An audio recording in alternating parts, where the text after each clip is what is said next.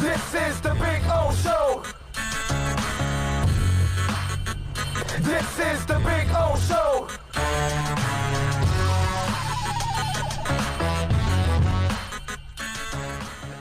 There's no doubt that offensive linemen are going to be, I would imagine, important in this draft because I think the Dolphins will be picking them. So Max will break it down for us and tell us what he thinks about the linemen coming in. You know who I want at 5.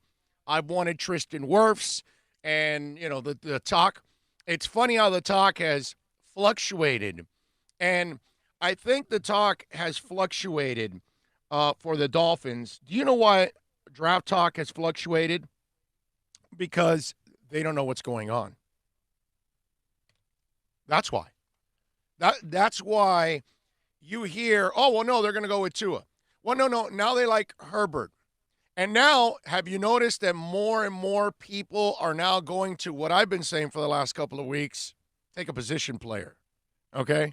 On Twitter, I know it was retweeted a bunch of times. Somebody asked me, what do you think they're going to do? And I said, I think they're going to take a position player. And when you hear this sway of opinions one way and another, and that's because they're fishing. And let me tell you, as a Dolphins fan, you got to love that because they got to keep guessing because they don't know what direction the organization is going in. The Miami Heat, they're the only organization in town that does everything pretty much the right way, correct?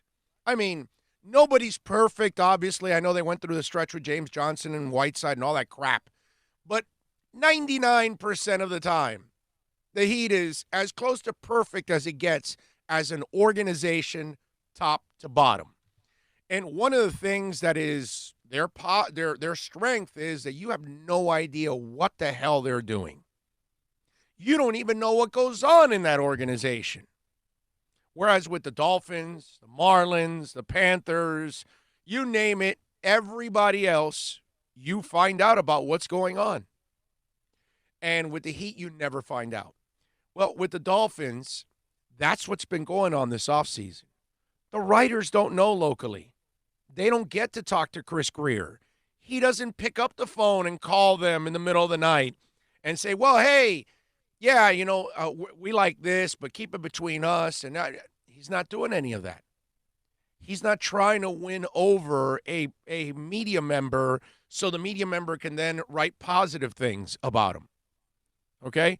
And even I've noticed sometimes when media members have had some comments, I can tell they're one-sided. I can tell they're influenced by the other side, not the Greer side. And that's why you see and watch all these opinions on television, on radio, on print. Why? Because they don't know what the hell is going on. And that's awesome, okay? If you're a Dolphins fan, be happy about that because that tells you now that these guys, they get that part of it, right? The next is convincing a lot of you out there that they're the right people to turn the organization around, and only winning does that. Now, they did pretty much they did a nice job of convincing people last year because a lot of Flores won a lot of people over, yours truly. I know we can't say he's arrived, but hell, man, how can you not say, damn great job, dude? Right? I mean, if you see Brian Flores, you can't shake his hand, but you elbow bump or you give him a salute and say, Coach, you and your staff did a hell of a job last year, right? That's all you can say. So over the next couple of years, it's about Greer and McKenzie and Allen and the scouting staff proving that they're the team and they're the front office to turn things around. But that part, that element of it, I laugh because I love it. You know what I mean? I've told you guys I love this process of tearing it all the way down and rebuilding it in a football way, not a fantasy football way, which is, that's what our Dolphins have been doing for 20-plus years. You do know that, right? It's been fantasy football. That's what Daniel Snyder does with the Washington Redskins for many, many years. When you play the fantasy football game and you just want to buy the shiny objects and you want to suck at the draft, it's not going to help you. And you're not going to keep your own players and all that vicious cycle. That stuff is done. But the good thing is we see that stuff is done. We see that they're moving on, right? Which is really, really cool. But I like this, that I laugh at how people are constantly guessing what the Dolphins are doing.